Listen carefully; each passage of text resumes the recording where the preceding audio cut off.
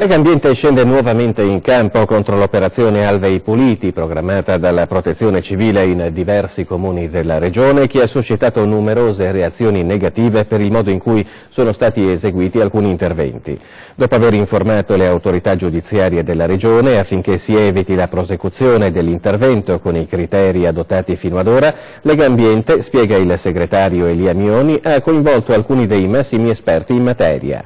Rimuovere la vegetazione infestante dai letti di diversi corsi d'acqua regionali al fine di agevolare il deflusso delle acque durante gli eventi di piena, così come è stato fatto fino ad ora, è sbagliato sia nella logica che nei modi di attuazione, nella scelta dei tempi di intervento e nell'iter decisionale che lo ha reso possibile. Secondo gli esperti del CIRF, la motivazione principale delle pulizie fluviali si rivela inconsistente, anzi, molto spesso interventi di taglio drastico della vegetazione autoctona favoriscono il successivo proliferare di specie infestanti prima non presenti. Data la complessità del tema e la necessità di conciliare esigenze differenti e a volte contrastanti, la gestione della vegetazione in alveo, secondo gli ambientalisti, deve far parte di una gestione ordinaria del reticolo idrografico. Il fatto che sia stata ridotta ad una questione emergenziale e di protezione civile denuncia inefficacia ed inefficienza delle amministrazioni preposte e ne mette in dubbio la capacità di valorizzazione a gestire adeguatamente il territorio.